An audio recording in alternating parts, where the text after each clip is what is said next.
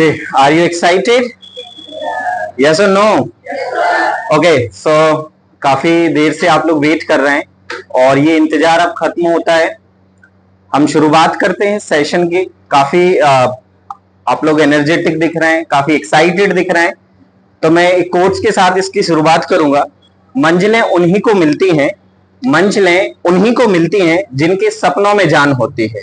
पंखों से कुछ नहीं होता, हौसलों से उड़ान होती है। Good morning students, we are honored to have all of you here today for embark on inspiring journey of the motivation and empowerment. Today we are privileged to welcome a distinguished personality who has made an incredible mark on the world of motivation speaking. His profound insights and transformative words have touched countless lives and inspired motivation change. Without further ado, please join me on welcome Mr. Satish Anand sir to the stage, and he is a founder and CEO of Seekhein, international book author and Joe Stock speaker.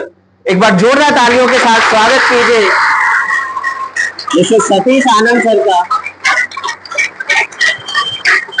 सभी बच्चों की तरफ से sir आपको बहुत बहुत स्वागत है महावीर क्लासेस इस फैमिली में। Thank you so much sir for coming.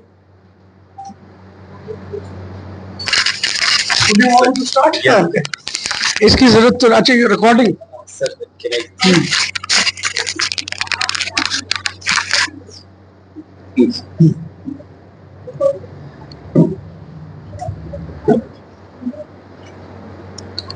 Good morning everyone.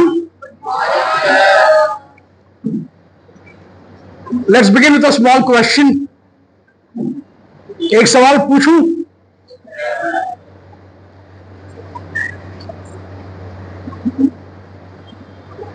Hindi English या दोनों? दोनों? काफी गुमसुम लग रहे हैं आप। चलो फिर एक सवाल पूछ रहा हूं आपसे, जो भी सही जवाब देगा उसको आपके भगवान सर एक बड़ा सा चॉकलेट देंगे, ठीक है? Clear everyone? अभी सवाल जो हम पूछने जा रहे हैं आपको ये थोड़ा मैथमेटिकल लगेगा, बट ये मैथमेटिकल नहीं है। The question is based on listening. हम जो सवाल पूछने जा रहे हैं आपको वो मैथमेटिकल लगेगा, बट वो मैथमेटिकल नहीं है। वो सवाल किस पर है? लिसनिंग पर। तो वो जो सही से सुनेगा यकीनन वो जवाब सही दे पाएगा, और जो नहीं उसे जवाब क्या है कभी पता ही नहीं चलेगा। तो इसलिए मैथमेटिक्स पे अभी फिलहाल इस सवाल के लिए ध्यान ना दें, ध्यान दें आप सुनने पर। Ready everyone? A man had to go to London. सवाल बोल रहा हूं। A man had to go to London. A man had to go to? He went to the airport. Where did he go? फिर से. A man had to go to? He went to the? He went to the airport with his wife and 3 kids. With whom did he go? कितनी wives? Lucky man. कितने बच्चे? A bit unlucky. फिर से. A man had to go to? He went to the? With his? And? His all 3 kids had a bag. His all 3 kids had a? His first kid had a bag in which he had 7 cats. कितने cats? कौन से बच्चे के पास? First. The second kid also had a bag in which he had 7 kittens. How many kittens? किस बच्चे के पास? The third kid also had a bag in which he had 7 puppies. How many puppies? किस बच्चे के पास? How many of them went to London? बताओ कितने लोग London गए? 5। बिल्कुल गलत जवाब। बड़ा अच्छी कोशिश। How many of them went to London? कितने लोग लंदन गए? बिल्कुल गलत जवाब। How come one? कैसे one?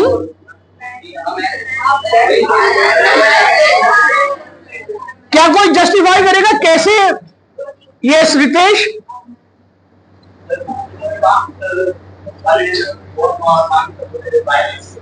नहीं तो कैसे पता चला कि सिर्फ वो आदमी गया लंदन? क्योंकि सवाल की पहली लाइन में हमने कहा a man had to go to London, तो गया कौन? और बाकी सारे टाटा बाय बाय कर निकले। तो चलो चॉकलेट किसी को नहीं मिलेगा because you all fail to justify.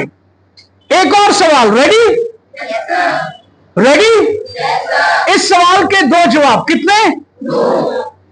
और आपको तय करना है कि पहला कौन सा दे और दूसरा कौन सा। तो इस सवाल के कितने जवाब और क्या तय करना है आपको? पहला कौन सा दे और दूसरा कौन सा। क्या नाम है आपका? शुभी, पूर्वी। Here was the question, Shubhi general store, Shubhi general store sells patties, pastries, ice cream, cream roll, hot dog, burger, paneer roll, aloo roll, tacos, pizza, burger. बस। A customer named, क्या नाम है आपका? A customer named Purvi approaches Shubhi General Store on Saturday to purchase a packet of chips, but store remains closed on Saturday. Answer. अब आप बोलेंगे what is the question sir? जवाब दीजिए। Confused? Confuse है आप? लाउड हो? फिर से बोलूं सवाल? ठीक है। शुभी जनरल स्टोर सेल्स, अच्छा जनरल स्टोर। देखो कम्युनिकेशन का जो सबसे बड़ा रोड़ा है ना वो परसेप्शन है। चलो हम सवाल बदल देते हैं। Shubhi all in one store, ठीक है? Shubhi all in one store sells patties, pastries, ice cream, cream roll, hot dog, burger, pizza, tacos, chocolates, candies. A customer named Purvi approaches Shubhi General Store on Saturday to purchase a packet of chips, but store remains closed on Saturday. Answer.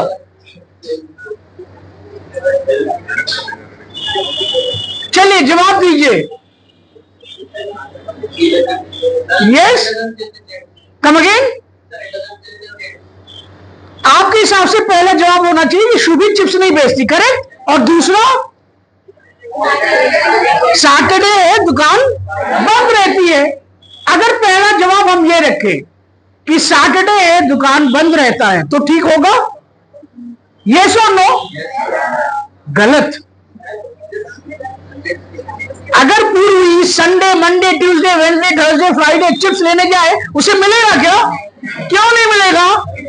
क्योंकि वो बेचती ही नहीं। तो पहला जवाब Shubhi chips नहीं बेचती और दूसरा शनिवार है दुकान बंद रहती है। राइट? ग्रेट। चलो ये भी मेरे पास चॉकलेट, किसी को नहीं। Alright, so now guys let me give a short introduction about my self. मेरा नाम सतीश आनंद है। हम अयोध्या में जन्मे हैं, राम जन्मभूमि अयोध्या में जन्मे हैं। पले बड़े हैं नौतनवा, एक छोटी सी जगह है गोरखपुर से 90 किलोमीटर आगे नौतनवा नाम की एक जगह है। नेपाल बॉर्डर बहुत पास में है। नदी क्रॉस करेंगे तो आधा किलोमीटर के बाद नेपाल, सड़क से जाएंगे तो 2.5 किलोमीटर के बाद नेपाल। तो हमें जब भी मोमो खाने का मन करता है हम विदेश जाते हैं, मोमो खाकर देश वापस आ जाते हैं। वहां के रहने वाले अभी ऐसे 2007 से हम ग्रेटर नोएडा में रह रहे 18 सालों से। हम एक कंपनी के फाउंडर हैं, सीईओ हैं। हमारी कंपनी का नाम आओ सीखे है और हम 3 देशों में ऑपरेट करते हैं, इंडिया, नेपाल और भूटान। इंडिया में हमारा प्रेजेंस 7 स्टेट्स में है और बहुत जल्द हम एक्सपैंड करेंगे साउथ के तरफ भी। उसके अलावा हम 24 साल का एक्सपीरियंस रखते हैं सॉफ्ट स्किल्स ट्रेनिंग और कंटेंट डेवलपमेंट में।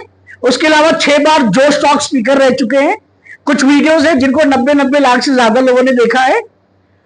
आई ऑल्सो वर्क एज जोश स्किल्स एक्सपर्ट विद जोश, जहां पर हमने 2 सीरीज रिकॉर्ड की है कम्युनिकेशन और पर्सनैलिटी पे, और लगभग 1.25 लाख से ज्यादा स्टूडेंट्स और वर्किंग प्रोफेशनल्स ने उन प्रोग्राम्स के लिए एनरोल भी किया है। उसके अलावा मैं एक अंतरराष्ट्रीय लेखक भी हूं। हमारी एक किताब है सर्कमस्टांसेस ग्रू हिम अप, जो सन 2016 में पब्लिश हुई।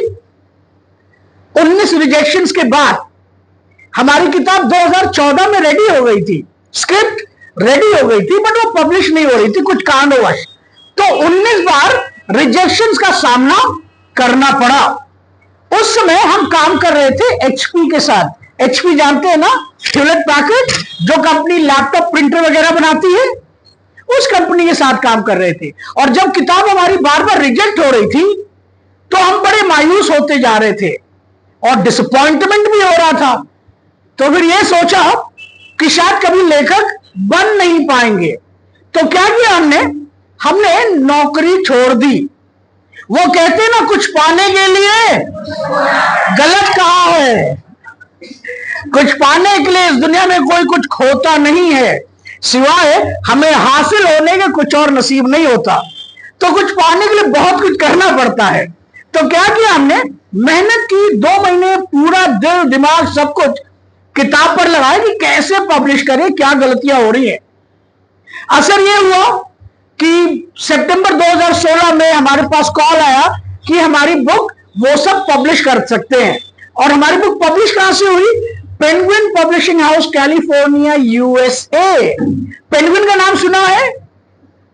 नहीं सुना तो मैं बता दूं, वो बच्चे जो बीटेक करना सोचते हैं वो सोचते हैं आईआईटी से करें, है ना। जो बच्चा एमबीए करना सोचता है वो सोचता है आईआईएम से करे। ठीक उसी तरीके से हर एक लेखक सोचता है कि उसकी किताब पेंगुइन से पब्लिश हो। तो हमारी किताब पब्लिश हो गई 2016 में, और 5-6 महीने तक 8-10 कॉपियां बिकी होंगी। दोस्त यार भी नहीं खरीद रहे थे। वो कहते हैं ना, हर एक दोस्त वही जो आपने सोचा। तो कुछ ऐसे थे हमारे भी। तो फिर क्या किया, कुछ प्लान ऑफ एक्शन लेकर आया, स्ट्रेटजीज डेवलप किए, और 1.5 साल तक बहुत मेहनत किया।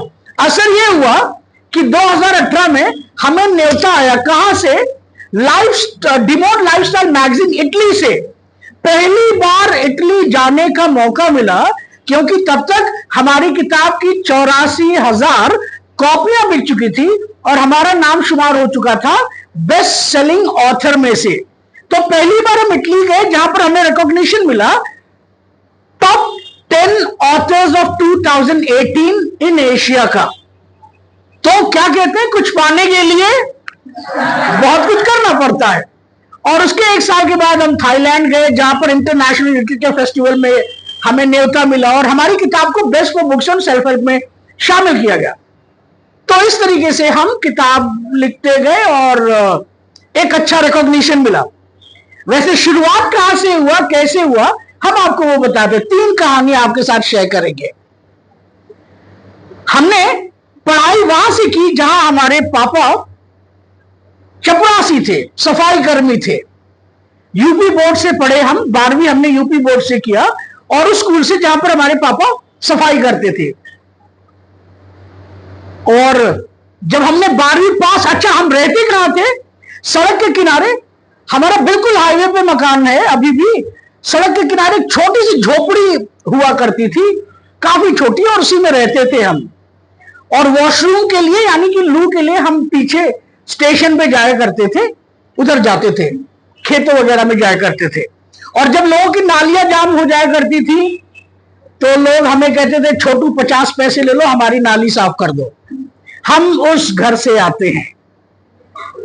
तो जब हमने 12वीं पास की 2001 में, तो हमने इच्छा जाहिर की अपने पिताजी से कि पापा हमें डॉक्टर बनना है, इसलिए हमें आप जो है गोरखपुर भेज दीजिए सीपीएमटी की कोचिंग के लिए। नीट आज है, उस समय सीपीएमटी हुआ करता था, कंबाइंड प्री मेडिकल टेस्ट। तो हम, पापा के पास पैसे नहीं थे क्योंकि वो सफाई कर्मी थे, उतनी सैलरी नहीं मिलती थी, तो वो क्या करते, लेकिन हर एक माँ बाप सोचता है कि अपने बच्चे के लिए सब कुछ कर जाए, जैसे आपके माँ बाप लोगों ने किया होगा, आपके लिए बहुत कुर्बानियां दी होंगी। ठीक उसी तरीके से हमारे पिताजी ने क्या किया, जो झोपड़ी थी ना उसको उन्होंने गिरवी रख दिया एक चौधरी जी के पास। लेकिन चौधरी जी ने शर्त रखी कि वो पैसे देंगे और हमें रहने नहीं देंगे जब तक कि सूद समेत हमारे पिताजी उनको पैसे वापस ना कर दे। तो वो झोपड़ी उन्होंने अपने कब्जे में रख ली। और अब हम कहां रह रहे थे, स्कूल का जो प्ले ग्राउंड था वहां पर प्लास्टिक का टेंट डालकर वहां रहे। और कब तक रहे, तकरीबन 2 साल तक। तो हुआ क्या, हमारे घर वाले बेघर हो गए। उसकी वजह क्या थी, उसकी वजह थी हम, क्योंकि हमें सीपीएमटी करने जाना था तो माँ बाप ने कुर्बानी दे दी। हम गोरखपुर चले गए, 1 साल तक प्रिपरेशन किए, क्योंकि हिंदी में पढ़ते थे वहां और अंग्रेजी आती नहीं थी। जैसे आप में से बहुत लोगों का अंग्रेजी में हाथ तंग होगा ना, वैसे हमारा भी था। और 1 साल तैयारी की, एग्जाम में बैठे बट क्वालिफाई नहीं कर पाए।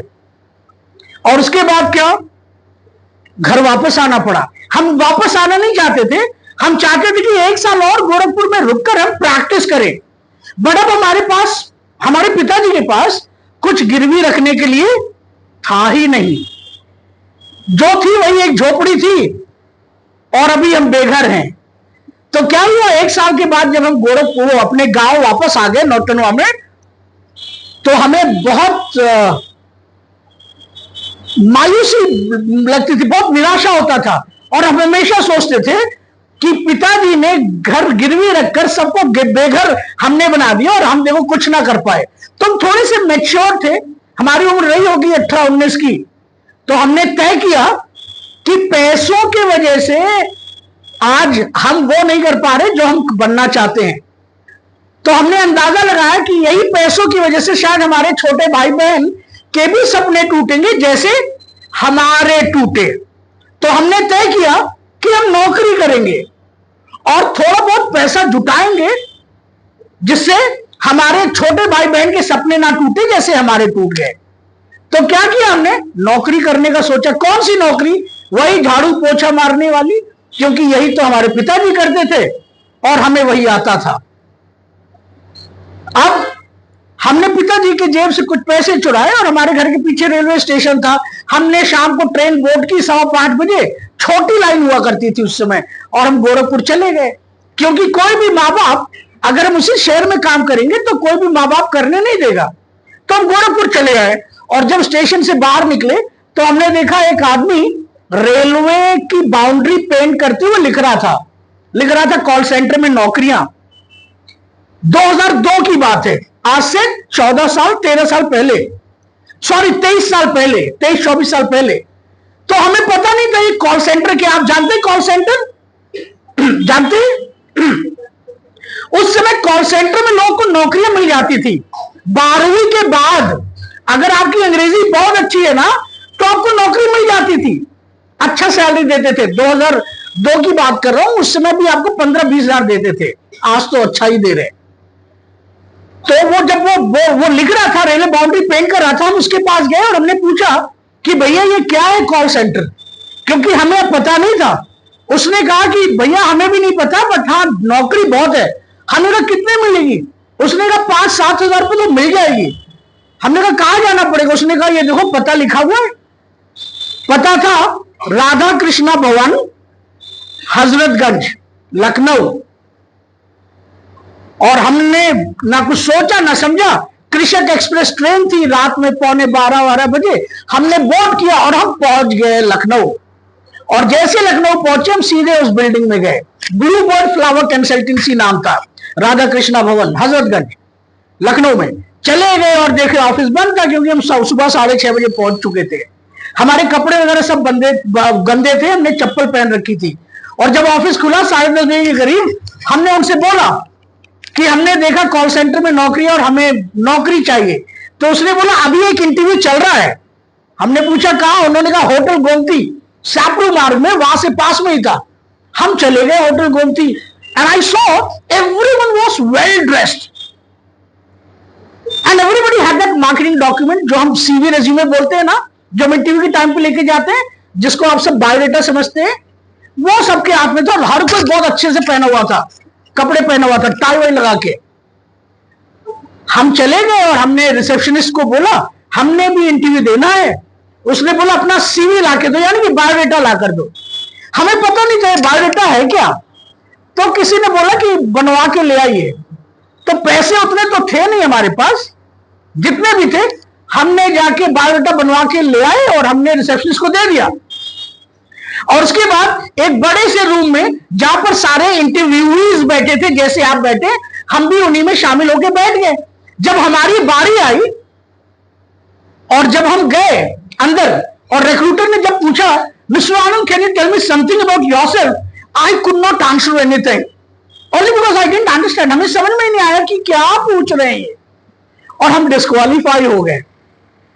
और हम समझ रहे हैं कि यार झाड़ू पोछा की नौकरी के लिए हम आए हैं, अंग्रेजी में पता नहीं क्या पूछा और हमें बाहर भी कर दिया। अभी भी हमें समझ में नहीं आया कि कॉल सेंटर है क्या, लेकिन ये जरूर समझ में आ गया कि अगर लखनऊ जैसे शहर में अगर हमें नौकरी करनी है तो हमें अंग्रेजी आनी चाहिए, ये इंप्रेशन हो गया था। उसके बाद क्या, क्योंकि नौकरी मिली नहीं तो हम खाक छानते रहे लखनऊ में। तो किसी ने बताया कि एक ढाबा है बीबीडी यूनिवर्सिटी के आगे अयोध्या रोड पे, वहां पर जाइए वहां मिल जाएगी। तो हम वहां पर गए, एक करतार सिंह का ढाबा था, अभी भी है। तो जब वहां गए उनसे बात किया, उन्होंने बोला ठीक है नौकरी पक्की। हम बहुत खुश थे। कितनी तनख्वाह दे रहे थे, 2002 की बात करें, 23 साल पहले आप में से कोई भी पैदा नहीं हुआ होगा। 750 रुपए महीने पे उन्होंने हमें रख लिया। खाना रहना फ्री था। क्या काम करते थे, वही झाड़ू पोछा मारना। रात में सोने का टाइम नहीं मिलता था, कभी भी हमें उठा दिया जाता था, क्योंकि हाईवे पे ढाबा था, किसी भी टाइम ट्रक वगैरह कोई ना कोई गाड़ी आ जाती थी। और जब हम काम करते थे, बर्तन वर्तन धुलते थे ना, हम बहुत रोते थे अपने माँ बाप को याद कर करके, कि जब हम घर रहते थे तो एक तिनका नहीं उठाते थे। माँ अपने हाथ से खाना खिलाती थी, पापा बार बार पूछते थे, लेकिन यहां पर तो कोई नहीं पूछ रहा है, उल्टा गालियां सुनने को मिल रही हैं। तो बहुत हम याद करते थे अपनी माँ को और बहुत रोया करते थे। 22 दिन तक हमने ढाबे पे काम किया। अब आप देखो, वो लड़का जो डॉक्टर बनना चाहता था, डॉक्टर नहीं बन पाया, क्या बना, एक नौकर। कहां पर, लखनऊ। और लखनऊ हम पहली बार आए थे, उसके पहले लखनऊ कभी जिंदगी हम आए ही नहीं थे। तो 22 दिनों तक हम उस ढाबे पे नौकर के तरीके से काम करते रहे। उसी 22वें दिन हम हजरतगंज गए कुछ सामान लेने के लिए। लखनऊ में हजरतगंज, वो लखनऊ का मेन हब बोलते हैं उसको, लखनऊ का दिल।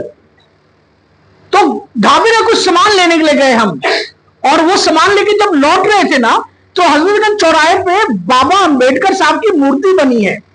उसी के नीचे एक आदमी कैनोपी लगा के, कैनोपी समझ रहे हैं आप, कैनोपी वो टेंट डाल के बैठते हैं ना सब, उसके अंदर एक आदमी बैठा हुआ था और वो नौकरियां बेच रहा था। कौन सी कंपनी में, यूरेका फोर्ब्स, जिसका ये एक्वा वो वाटर वो प्योरीफायर वगैरह आता है ना, वो उसका एक्वा गार्ड वगैरह आता है। तो हमने देखा नौकरी बेचना, उसके पास गए, हमने पूछा भैया काहे की नौकरी है, कहता है सेल्स एग्जीक्यूटिव की नौकरी है। हमने कहा बहुत अच्छा, कितना सैलरी मिलेगा, उसने बोला 5000। हमने पूछा क्या करना पड़ेगा, उसने कहा 500 रुपए लाकर दो, रजिस्ट्रेशन करवाओ और तुम्हारी नौकरी पक्की। हम बहुत खुश हुए कि कहा 750 रुपए, कहा 5000 रुपए, चलो 500 लाके दे देते हैं। हमारी तनख्वाह कितनी थी ढाबे पे, तो 22 दिन की कितनी तनख्वाह बनती है जी, कितनी बनती है, तो हम आपको बताएं 20 दिन की हमारी 500 रुपए बनती है। हम जब गए वापस, हमने करतार सिंह को बोला कि हमें पैसे दे दीजिए आप हमारे पूरे, हमारी नौकरी लग गई है। तो करतार सिंह ने हमें पूरे 750 रुपए दिए। ये अलग बात है कि 9 दिन महीने के बचे थे, उन्होंने पूरे 750 दिए। अपने बेटे का एक जूता दिया और 2 सेट कपड़े भी दिए। और हम वो लेके हम उस यूरेका फोर्ब्स वाले के पास चले गए। हमने उसको 500 रुपए दिए और हमने बोला भैया हमारी नौकरी दो। तो उसने क्या किया, एक छोटे से चेक पे एक कागज का टुकड़ा फाड़ा, उस पे उसने एक एड्रेस लिखा। एड्रेस था यूरेका फोर्ब्स 5th फ्लोर, बाबू खान स्टेट, सिकंदराबाद, आंध्र प्रदेश, यानी कि हैदराबाद। और जब हमने वो पता पढ़ा ना, हमें हार्ट अटैक आ गया। हमने बोला भैया ये कहां भेज रहे हैं आप, हम तो पहले कभी नहीं गए, हमें लगा आप नौकरी लखनऊ में देंगे। तो उसने कहा देखो करनी है नौकरी तो करो, नहीं तो फिर कोई बात नहीं, तुम्हारे पैसे वापस कर दे रहे हैं।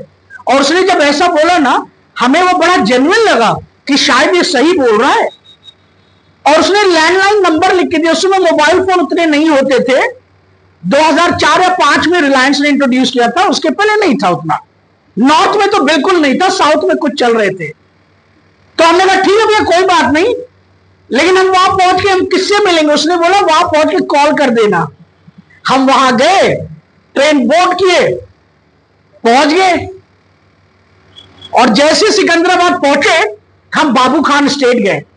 बाबू खान स्टेट करीब 16-17 मंजिला बिल्डिंग है। 5th फ्लोर का उन्होंने एड्रेस दिया था।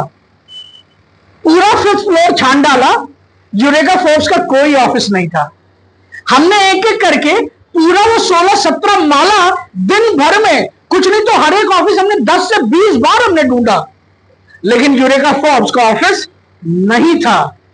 और तब हमें एहसास हो गया कि उसने हमारे साथ धोखा कर दिया है। हम उस लैंडलाइन पे मिला रहे हैं, वो लैंडलाइन लग ही नहीं रहा है, रॉन्ग नंबर था। अब एक अनजाना शहर जहां हम किसी को नहीं जानते, और हमें तकरीबन घर से भागे हुए 24 दिन हो गए थे। एक ऐसा शहर जहां पर हम किसी को नहीं जानते, कोई खाने का रहने का कुछ ठिकाना नहीं। अब हम क्या करें, बहुत रोए हम उस दिन। वहां से फिर हम सिकंदराबाद रेलवे स्टेशन चले गए, प्लेटफॉर्म नंबर 7 पे बैठे थे और ये सोच रहे थे कि घर वापस जाएं या यहां रुकें। अगर वापस जाएंगे तो क्या मुंह लेकर जाएंगे, लोगों से क्या कहेंगे कि हम घर से भागकर किस लिए आए थे। मकसद तो अभी भी पूरा नहीं हुआ ना। मकसद तो ये था कि कुछ पैसे कमाएंगे और थोड़ा सा फाइनेंशियल सपोर्ट अपने परिवार को देंगे, ताकि हमारे छोटे भाई बहन के सपने ना बिखरे। बट सब कुछ टूटता हुआ नजर आ रहा था। और तभी हमने प्लेटफॉर्म नंबर 7 पे हमने देखा कुछ बच्चे आपकी उम्र के, वो कबाड़ बीन रहे थे। कहां से, वो रेलवे की पटरियों से वो प्लास्टिक की बोतल, प्लास्टिक की थैलियां उठा रहे थे। तो हमें समझ में आ गया कि चलो हम भी यही करते हैं। So now you see guys, a boy who wanted to become a doctor could not become a doctor, became a servant in Lucknow, और अब वो क्या बनता है, एक कबाड़ वाला। तकरीबन महीने भर तक हम कबाड़ बीनते रहे। हम प्लास्टिक की बोतल वगैरह उठाते थे, नालियों से उठाते थे, बस स्टैंड, रेलवे स्टेशन जहां से होता था उठा के बेचते थे।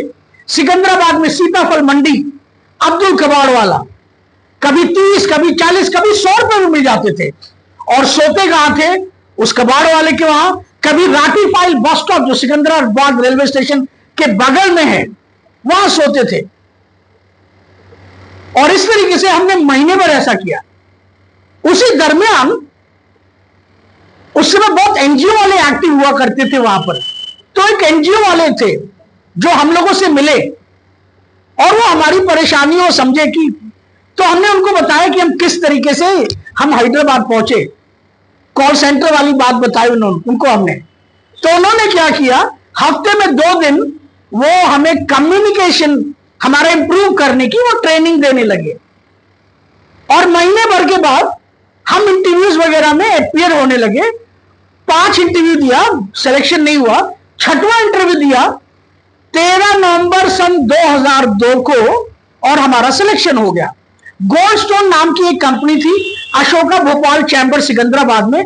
कॉल सेंटर एग्जीक्यूटिव की पोजीशन थी, सैलरी थी 6300। तो इस तरीके से हमने अपनी पहली नौकरी स्टार्ट की। अब हम आपको बताएं, हमें घर से भागे हुए लगभग 2 महीने हो चुके थे। हमें नहीं पता था कि हमारे घर वाले किस हालात में हैं। हमारे घर वालों को नहीं पता था कि हम किस हालात में थे, क्योंकि हमने दृढ़ निश्चय किया था कि जब तक हम पैसे नहीं कमाएंगे हम तब तक घर वालों से कोई कांटेक्ट नहीं रखेंगे, और जिस दिन हमें हमारी पहली सैलरी मिलेगी उसी दिन हम घर पे फोन करेंगे। 5 दिसंबर 2002 को जब हमें हमारा पहला पे चेक मिला 4300 कुछ रुपए का, तब हमने सोचा कि चलो मनी ऑर्डर कर देते हैं। अगर आपको पता नहीं मनी ऑर्डर क्या होता है, तो उस समय डाक घर से यानी कि पोस्ट ऑफिस से मनी ऑर्डर होता था। तो हमने 1500 रुपए हमने मनी ऑर्डर किया अपने घर पे और सोचा कि चलो घर वालों को बता देते हैं। अब हमारे वहां फोन था नहीं, तारघर हुआ करता था, टेलीग्राम एक्सचेंज। अगर आप नहीं जानते what is telegram, because you guys are very new, तारघर हुआ करता था। तो हमने तारघर में फोन किया और जो ऑपरेटर थे उनको चाचा चाचा बोलते थे, उनको बोला तार चाचा क्या आप पापा को बुलाएंगे, हम छोटू बोल रहे हैं, मेरा घर का नाम छोटू है। मैं आपको बताता हूं तार चाचा ने क्या कहा कि छोटू तुम्हारे घर में मातम छाया हुआ है। हमें पता चला कि हमारी मां को 2 बार हार्ट अटैक आया था, और उसका भी कारण कौन बना, हम। हमारे घर वाले बेघर हुए, उसकी भी वजह हम ही थे। हमारे मां को 2 बार हार्ट अटैक आया, हमें कोई खबर ही नहीं थी, उसकी भी वजह हम थे। हमारा मन बहुत कचोट रहा था और ऐसा हो मन कर रहा था कि बस सब कुछ छोड़ छाड़ कर अपनी मां के पास चले जाए और मां को सीने से लगा ले, लेकिन नहीं कर सकते थे, क्योंकि अभी महज हमें जो है 23 दिन हुए थे काम करने को, 23 दिन।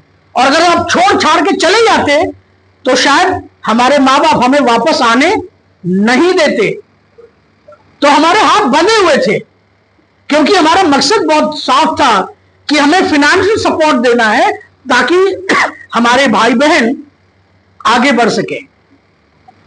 आधे घंटे के बाद जब पापा फोन पर आए, पापा बोले कि छोटू तुम घर आ जाओ, नहीं तो तुम्हारी मां तो मर जाएगी। हम पापा को बोले पापा हम आएंगे, पापा होली में आएंगे 3 महीने के बाद। बट हम होली में नहीं गए, हम पूरा 13 महीने के बाद गए। कब गए, नवंबर में गए, दिवाली के टाइम पे। और हमने हमारी जो झोपड़ी रखी थी वो महज 13,700 रुपए पे रखी थी। तो हमारा मकसद था कि हम उतने पैसे इकट्ठे करें, सूद समेत पैसे वो वापस करके चौधरी जी को हम वापस अपनी झोपड़ी में आ जाए। तो दिवाली के समय गए, पैसे इकट्ठे किए और वो पैसा इकट्ठा करके हमने चौधरी जी को दिया, और हमारे घर वाले उस प्लेग्राउंड से वापस उसी झोपड़ी में आ गए।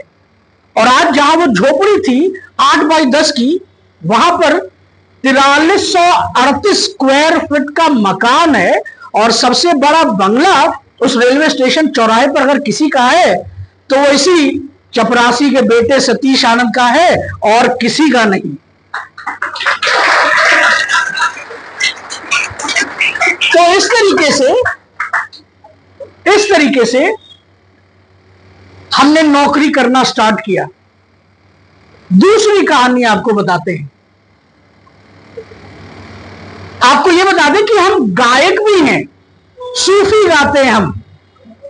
सूफी में हमने 18 खिताबें, 2 गोल्ड मेडल, सूफी सम्राट और पूर्वांचल रत्न जैसे खिताब हमें उत्तर प्रदेश सरकार से मिले हैं। पूर्वांचल को जयपुर में रिप्रेजेंट करने के लिए और मालदीव में रिप्रेजेंट करने के लिए। 2009 तक हम बहुत अच्छा कर रहे थे सिंगिंग में। अब हम सिंगर कैसे बने आपको यह बताते हैं। सन 2000 की बात है, जब हम 11वीं में थे, 11th स्टैंडर्ड में, 25 साल पहले। जनवरी का महीना था, मास्टर जी आए और उन्होंने बोला कि कौन कौन वार्षिकोत्सव में यानी कि एनुअल फंक्शन में पार्टिसिपेट करना चाहता है। हमने अपना नाम गायकी में लिखवा दिया। हमारी मां कहती थी तुम बहुत अच्छा गाते हो, हमने नाम लिखवा दिया। बहुत मेहनत की, एक देशभक्ति गाना था, उसमें बहुत प्रैक्टिस किया और सोचा कि यही गाना हम उस दिन गाएंगे स्टेज पे। और जिस दिन बारी आई, फरवरी में बसंत पंचमी के दिन एनुअल फंक्शन होना था, जिस दिन बारी आई परफॉर्म करने की, सबका नाम लिया गया सबको स्टेज पे बुलाया गया, बट हमारा नाम नहीं लिया गया, हमें नहीं बुलाया गया। क्यों नहीं बुलाया गया? Only because my father is a sweeper. तो वो एक डिस्क्रिमिनेशन था, और भी बहुत सारे हुए थे उसमें। तो उस दिन भी हम बहुत रहे, और हमने ठान लिया कि हम तो बता के रहेंगे सबको कि कितना अच्छा गाते हैं हम। उसी सन 2000 में जब हम 12वीं में आए, एनसीसी का एक कैंप लगा था गोरखपुर में, और वहां पर हमने सोचा कि जो गाना हमने वहां गाना था स्कूल में ना, वो गाना हम यहां पर गाएंगे। यहां पर भी हमने अपना नाम लिखवा दिया। जब हमारा नाम लिया गया, हम स्टेज पे गए तो बड़े नर्वस थे, हमें भरोसा नहीं हो रहा था कि हमें गाने का एक्चुअली में मौका मिल गया। हमारी नजरें झुकी हुई थी, और हम झुकी हुई नजरों से माइक पे गा रहे थे। लेकिन थोड़ी देर के बाद जैसे हमने आलाप लिया, और तालियों की गड़गड़ाहट ने बता दिया कि जीतेंगे तो आज हम ही, और यही हुआ। हम आज जीते, हमें हमारा पहला गोल्ड मेडल मिला, और वो गोल्ड मेडल उस स्कूल के लिए भी पहला गोल्ड मेडल था। और वो गोल्ड मेडल लाने वाला कोई और नहीं, उसी सफाई कर्मी का बेटा था, सतीश आनंद। तो इस तरीके से हम गायकी में आए। 2004 की बात है, हम जयपुर गए थे अखिल भारत संगीत सम्मेलन में। तो हमने एक गाना चुना, फिल्म बॉबी का है, बेशक मंदिर मस्जिद टूटे, नरेंद्र चंचल साहब का गाना है, एक सूफी गीत है वो। हमने वहां पर गाया, सामने कुछ जजेस बैठे थे, तो उनमें से एक जगजीत करके थे, वो सामने स्टेज पे चढ़ के आ गए। उन्होंने हमें गोद में उठाया, माथा चूमा हमारा, और उन्हें बोला कि बेटा क्या सूफियाना गाते हो तुम। तब हमें पता चला कि हम सूफी गाते हैं। तो इस तरीके से गायकी में हमने ये सब किया। तीसरी कहानी, क्या आपको हमारे इस फिजिक में कुछ डिफरेंस नजर आ रहा है? क्या आपको इसमें कुछ डिफरेंस नजर आ रहा है? क्या नजर आ रहा है, बताइए। आपको हमारे फिजिक में कुछ नजर आ रहा है डिफरेंस? क्या? अगर आप ये देखिए, यहां से हम पैरालाइज्ड है, ये फालिज मारा हुआ है, और खैर ये हाथ अभी 4 महीने पहले ये कंधा टूट भी गया। 2009 में हम काम कर रहे थे टेलीनॉर के साथ। अगर आपको नहीं पता, जैसे एयरटेल है, जियो है ना, उसी तरीके से एक टेलीकम्युनिकेशन कंपनी आई थी। 2000 ऑपरेशन 2010 में स्टार्ट किए थे। नॉर्वे की कंपनी टेलीनॉर, इंडिया में जब वो आई तो वो यूनिनॉर के नाम से आई, है ना। तो जब उनके ऑपरेशंस इंडिया में लॉन्च नहीं हुए थे, वो लोग प्लान कर रहे थे इंडिया में अपने ऑपरेशंस लॉन्च करने के लिए, तब हमने उस कंपनी को ज्वाइन किया था। टेलीनॉर नॉर्वे की सेमी गवर्नमेंट कंपनी थी। तो हम ट्रेनिंग के लिए हम नॉर्वे गए थे, और नॉर्वे से जब लौट कर आए, सर्दी का महीना था, हाँ सितंबर एंड का महीना था, सर्दी उस समय शुरू ही हो रही थी। तो जब नॉर्वे से लौट के दिल्ली आए, तो दिल्ली से हम अपने घर के लिए बस से जा रहे थे। उसमें एक एसी बस चल रही थी यूपी रोडवेज की, शीतल नाम से। हमने वो बस बोर्ड किया और हम अपने घर के लिए निकल लिए। दिल्ली से हमारा घर 980 किलोमीटर, तकरीबन 1000 किलोमीटर। तो 1-2 घंटे के बाद हमारी बॉडी में ना धीरे धीरे सुन पड़ने लगी, बायां हमारा सुन पड़ने लगा, काम नहीं करने लगा। तो हमें लगा शायद कमजोरी वगैरह होगी, या फिर हो सकता है कि वो आप जब लंबी जर्नी वाली फ्लाइट लेते हैं ना, तो उसमें आपको क्योंकि आप वो टाइम ट्रेवल थोड़ा वो हो जाता है, तो आपको अजीब सा फील होने लगता है। अगर आप कभी भी ट्रैवल करेंगे, कभी आप लंबी जर्नी वाली फ्लाइट लेंगे, 8-10 घंटे वाली फ्लाइट के, तो उसमें आपको अभी वो शब्द नहीं आ रहा है, आपको थोड़ी परेशानी होती है। तो वो पहली बार हमारा नॉर्वे इतना लंबा था, है ना, हम 18-19 घंटे हम ट्रैवल किया था। तो जब हम लौट कर आए, तो बॉडी हमारी बाएं साइड वाली थोड़ी थोड़ी सुन पड़ने लगी। तो हमें लगा शायद वो फ्लाइट की वजह से हो रहा होगा। बस जब लखनऊ के आगे एक जगह है भिटरिया, लखनऊ से 20-22 किलोमीटर आगे भिटरिया, वहां बस रुकी। तो हमने सोचा चलो थाली ऑर्डर कर लेते हैं और कुछ खा लेते हैं, शायद कमजोरी हो रही होगी। तो जब हमने थाली ऑर्डर किया, हमने जब पहला निवाला लिया, खाना हमारे मुंह से बाहर हो गया। हम घबरा गए, हमने सोचा पानी पी लेते हैं। पानी पिया तो पानी भी मुंह में नहीं जा रहा, बाहर आ गया। क्योंकि ये हमारा मुंह जो है ना, ये इधर घूम गया था, इधर घूम गया था। हम घबरा रहे थे, हमने मदर को फोन किया तो हमारी आवाज साफ ही नहीं आ रही है, हवा सिर्फ निकल रहे मुंह से। तो हमें लगा कि कुछ बहुत बड़ी दिक्कत होने वाली है। हम खाना वाना छोड़ के पेमेंट करके हम बस में बैठ गए कि ऐसा ना हो कुछ गलत हो जाए और हम यहीं पे छूट जाएं। बस निकली, आधे घंटे के बाद मैं आपको बताऊं, हमारा धीरे धीरे पूरा बॉडी पैरालाइज्ड हो गया, फालिज मार गया और हमारी बॉडी 1 इंच भी मूव नहीं कर पा रही थी। उस बस में हमने पी प्लम्बिंग भी कर दिया। पी प्लम्बिंग समझ रहे हैं ना, ये और ये दोनों कर दिया, जिसकी वजह से बस बहुत बदबू दे रहा था। पैसेंजर्स हमें गालियां दे रहे थे, ये सोचकर कि ये कहीं पियाऊ तो नहीं है, ड्रंक तो नहीं है ये, लेकिन हम ऐसा कुछ भी नहीं था। और जब वो हमें गालियां दे रहे थे, हमारा मन कर रहा था कि हम इनको किसी तरीके से बता दें कि हम एक विषम परिस्थिति में आ गए हैं, जिसकी वजह से ये सब हो गया है। सुबह भोर के टाइम में 3:45-4 बजे जब बस गोरखपुर पहुंची तो बस ड्राइवर कंडक्टर ने हमारे बॉडी को मृत शरीर जैसा समझ के उन्होंने ऐसे उठा के बस के बाहर फेंक दिया और हम बस डिपो के गेट पे हमारी बॉडी पड़ी थी। हमारे बगल में कुत्ते लेटे हुए हैं, गाय बैठे हुए हैं, लोग थूक के जा रहे हैं, लेकिन कोई हमारी हेल्प नहीं कर रहा था।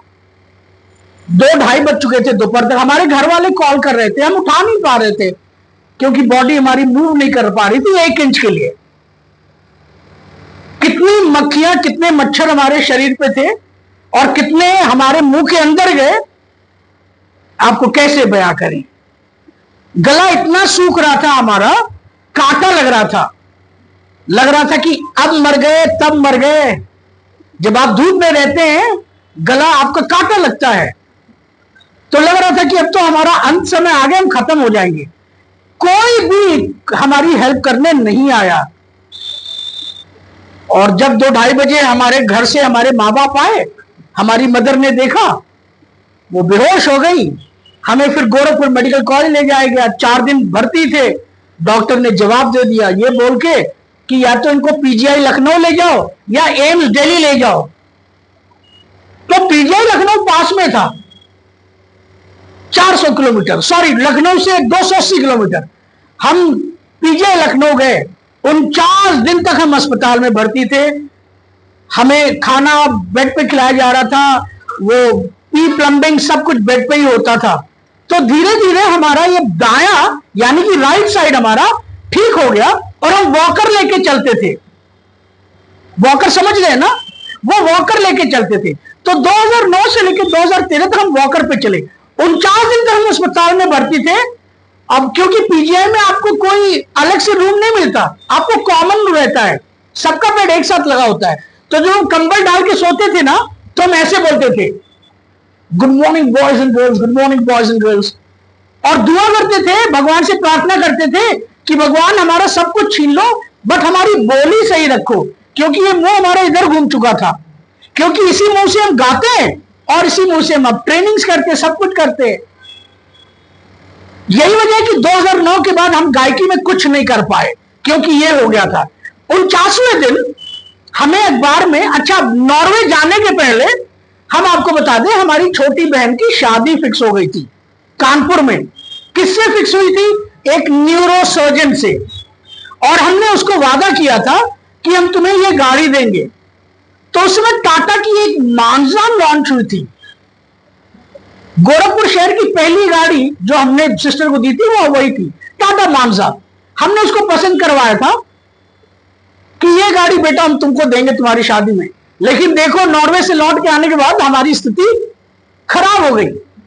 49वें दिन हम जब हॉस्पिटल में पीजीआई में थे, हमें एक बात बहुत सताती थी कि अगर हम ठीक नहीं हुए, अगर हमारी नौकरी नहीं लगी, तो वो गाड़ी जो हमने सिस्टर को वादा किया है देने के लिए, वो कैसे देंगे। और अगर नहीं दे पाए, ऐसा ना हो कि उसका रिश्ता टूट जाए, ऐसा ना हो कुछ और बात हो जाए। तो वो बात बहुत सताती थी हमें। तो 49वें दिन हमने एक अखबार देखा हिंदुस्तान टाइम्स में, उसमें नौकरी का एडवर्टीजमेंट आया था। कंपनी कौन सी थी? HP, जिसको हमने बाद में रिजाइन किया था किताब लिखते समय। इंटरव्यू कहां चल रहा था? कानपुर में चल रहा था, जो कि लखनऊ से 90 किलोमीटर है।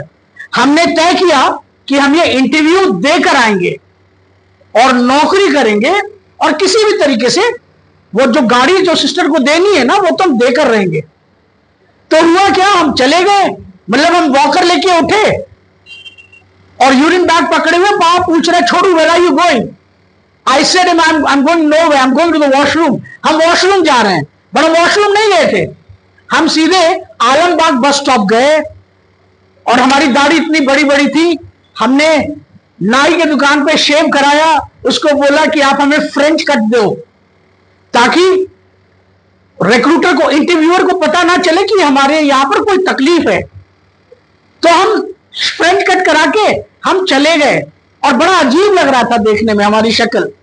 और जब पहुंचे झगड़कटी बस स्टॉप कानपुर में, तो वो यूरिन बैग लगा हुआ था। तो हमने सोचा इंटरव्यूअर कहीं ऐसा ना हो वो देखकर उसको लगे कि हमारे अंदर कुछ कमी है तो नौकरी ना दे।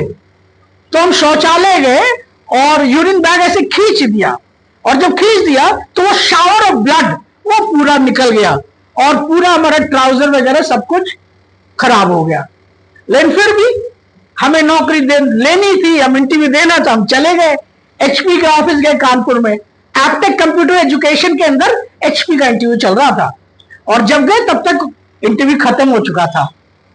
और फिर जो उस पर नंबर दिया होता, हमने उस पर फोन किया, हमने बोला कि sir I am come down for an interview, can you please meet? तो उन्होंने बोला कि interview is over, let's make it up tomorrow, you can come at any time, कल आ जाओ कभी भी किसी भी टाइम पे। तो हमने बताया कि सर हम कल नहीं आ सकते, हम बहुत परेशानी से आए। तो उन्होंने बोला चलो CCD आ जाओ, मिल लो, कैफे कॉफी डे एक है ना, तो कैफे कॉफी डे आके मिल लो, VIP रोड पे, आर्य नगर कानपुर में। हमने कहा ठीक है आते, हम चले गए उधर। और जैसे उन्होंने वो वॉकर देखा ना, उन्होंने बोला mister Anand, seen that you are unfit, आपको तो बहुत फिजिकल इश्यूज हैं, अभी जो नौकरी है ना उसमें आपको कई सारे कॉलेजेस में जाना पड़ेगा ट्रेनिंग वगैरह के लिए, कैसे करेंगे आप? तो हमने बोला सर चिंता की बात नहीं है, लिगामेंट फ्रैक्चर है, ठीक हो जाएगा सर, कोई प्रॉब्लम नहीं है। फिर वो बोल रहे हैं आप ऐसे करके क्यों बोल रहे हो? क्योंकि ऐसे करके नहीं बोलते तो हवा निकलती थी, ऐसे करके क्यों बोल रहे हो? तो हमने उनको बोला कि सर RCT हुआ है, चिंता की बात नहीं सर, वो भी ठीक हो जाएगा, हम कर लेंगे।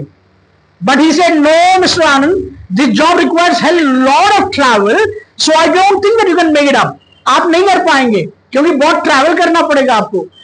तो हमने बोला अरे सर आप हमें फ्रीलांसिंग दे दो, पर डे के हिसाब से रख लो, कुछ भी पैसे दे देना।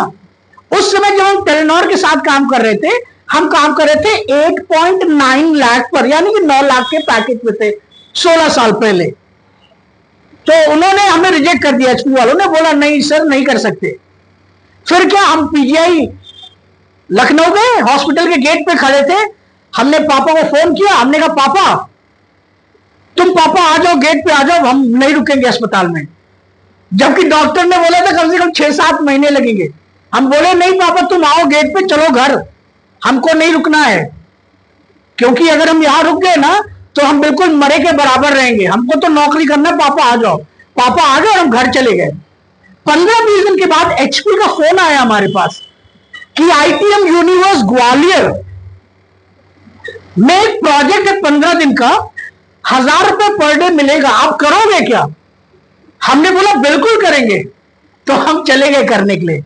22 दिसंबर 2009 को हम गए, ITM में प्रोजेक्ट किया, 15 दिन की ट्रेनिंग की, बहुत कमाल की ट्रेनिंग हुई, और उसके बाद HP ने हमें फुल टाइमर ऑफर कर दिया। अब आप सोचो हम 8.9 पे थे, लेकिन HP ने हमें कितने पे रखा? 4.6 पे, यानी कि बिल्कुल आधी सैलरी पर। इस तरीके से हमारी नौकरी लगी, गाड़ी फाइनेंस हुआ, और सिस्टर को हमने वही गाड़ी दी जो उसने पसंद की थी। तो वो कहते हैं ना कि अगर आपके सर में दर्द है तो आपको दवा खाना है और काम पर जाना है। क्यों? क्योंकि आपके चेहरे की मुस्कुराहट बहुत मायने रखती है। अगर आपके माँ बाप कभी बीमार पड़ जाते होंगे तो वो दवा खाकर काम पे जाते होंगे। माँ कभी बीमार पड़ जाती होंगी तो दवा खाकर किचन में जाती होंगी। कुछ भी हो जाए आपके लिए खाना नाश्ता जरूर बना के देती है। क्यों? क्योंकि आपके लिए सब कुछ वो न्यौछावर करने को रेडी हो जाते हैं। तो ठीक इसी तरीके से कितनी भी मुसीबतें आए, हम रुके नहीं और हमने जो करना था ना तो वो कर दिए। तो जिंदगी में ऐसे बहुत सारे उतार चढ़ाव आप सबकी जिंदगी में आएंगी, लेकिन वो उतार चढ़ाव जो है ना वो परेशानियां नहीं है, वो उतार चढ़ाव एक्चुअली में औजार है। अगर आप उनका सही तरीके से इस्तेमाल करेंगे तो वो आपको एक रियल हीरो बना सकती हैं, जैसे हम, जैसे और भी बहुत सारे लोग, है ना। तो कुछ भी हो जाए, कोई भी विषम परिस्थिति आ जाए, आप थक हार के बैठे नहीं। आमतौर पे लोगों को जिंदगी कैसी चाहिए होती? ऐसे, है ना। सबको जिंदगी ऐसी चाहिए, यस और नो। तो हम आपको बता दें, ये जीवन रेखा नहीं है, ये मृत्यु की रेखा है। ठीक उस तरीके से जब आप आपका कोई अस्पताल में भर्ती होता है, कोई चहीता आईसीयू में है या वेंटिलेटर पर है, आप उस स्क्रीन की तरफ देखते हैं, मॉनिटर स्क्रीन पर देखते हैं, और क्या देखते हैं? वो उतार चढ़ाव वाली रेखा चल रही है या नहीं। और जब वो उतार चढ़ाव वाली रेखा आपको दिखती है तो आपको आभास होता है कि आपका चहीता जिंदा है। और जिस लम्हा वो उतार चढ़ाव वाली रेखा सीधी रेखा में तब्दील हो जाती है, आपको एहसास हो चुका होता है कि आपका चहीता इस दुनिया में नहीं रहा। तो वो जिसकी जिंदगी में ये चल रहा है ना, वो मृत के समान है। और अगर आपकी जिंदगी में ये उतार चढ़ाव है तो यकीन मानिए आप जीवित हैं और आप बहुत कुछ कर सकते हैं, अगर आप मुस्कुराते हुए उन सभी का सामना करें तो। जिंदगी हमें कुछ नहीं देगी, हम आपको बता दें। जिंदगी को मायना एक्चुअली में आपको देना पड़ता है, और आप जिंदगी को मायना तभी दे पाते हैं जब आप असल जिंदगी में हार नहीं मानते हैं। अगर आप अभी गिरेंगे तो यकीनन आप अपने आप को उठ खड़ा करेंगे, आप दोबारा गिरेंगे, दोबारा उठेंगे, तिबारा गिरेंगे, तिबारा उठेंगे, 100 बार गिरेंगे, 100 बार उठेंगे। लेकिन असल जिंदगी में जब आप गिरते हैं तब कितने लोग अपने आप को उठाते हैं? शायद 1, 2, 3, 4%, और बाकी थक हार के बैठ जाते हैं। और वो जो थक हार के बैठ जाता है ना, वो सड़ जाता है, मर जाता है। ठीक उस तरीके से जिस तरीके से नदी का पानी ठहर जाए तो वो सड़ जाता है, लेकिन वो जो निरंतर बहता है ना, वो अविरल और निर्मल रहता है। तो अगर आपकी जिंदगी में उतार चढ़ाव आ रहे हैं ना, यकीन मानिए आप बहुत लकी हैं, सौभाग्यशाली हैं।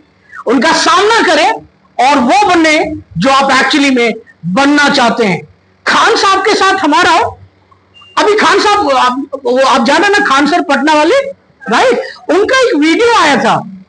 उस वीडियो में वो बोल रहे हैं कि जो एक रेसर होता है ना, वो घोड़े के ऊपर बैठ के उसको मतलब चाहता है कि घोड़ा बहुत तेज भागे ताकि वो जीत सके। तो वो क्या करता है? घोड़े को चाबुक मारता है, जोर जोर से मारता है, और घोड़े को लगता है कि उसका मालिक उसे चाबुक क्यों मार रहा है, दुख और दर्द क्यों दे रहा है। इसलिए दे रहा है कि वो खुद तेज दौड़े और वो घोड़ा जीत सके। तो अगर आपको जीतना है ना, तो आपको दुख, दर्द, इन सब का सामना करना पड़ेगा, है ना। जिंदगी यही है। हम तो बड़े सौभाग्यशाली मानते हैं कि हमारे जिंदगी में ये सारी चीजें आई। अगर ये ना आता ना तो शायद आज हम भी कहीं झाड़ू लगा रहे होते, पोछा लगा रहे होते, आपके सामने थोड़ी ना होते, राइट। आज सोचिए 19 कंट्रीज में हमने ट्रेनिंग डिलीवर की है, 19 देशों में। ऐसे कितने देश होकर आए हैं वो तो पता नहीं कितने। हम ये नहीं कह रहे कि आप भी भागो घर से जैसे हम भागे।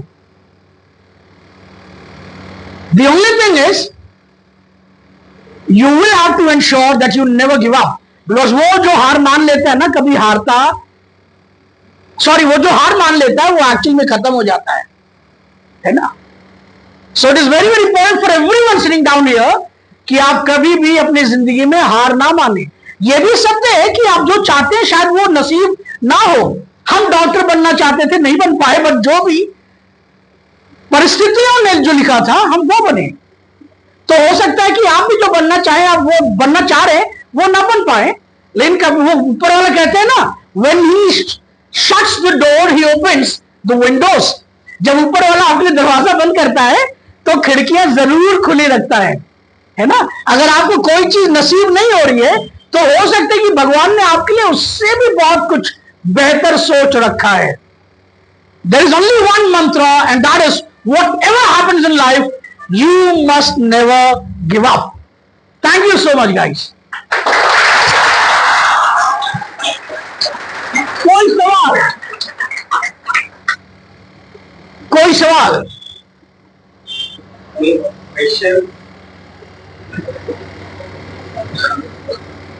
Done? Yes, please.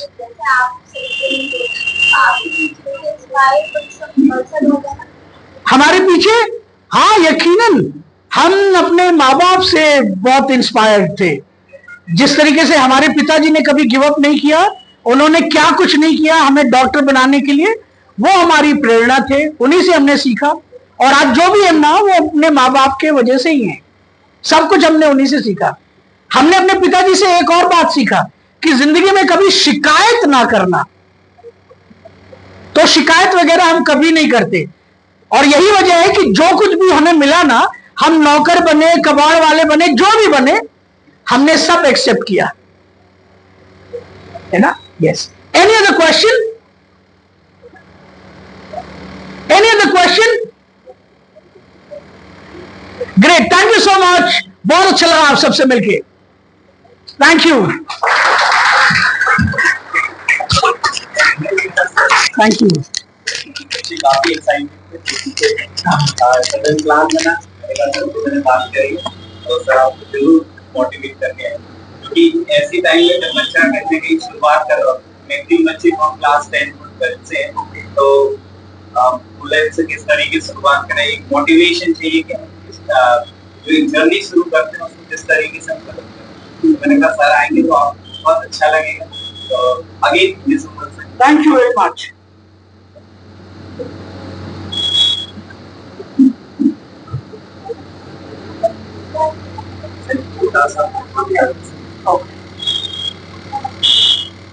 एक बार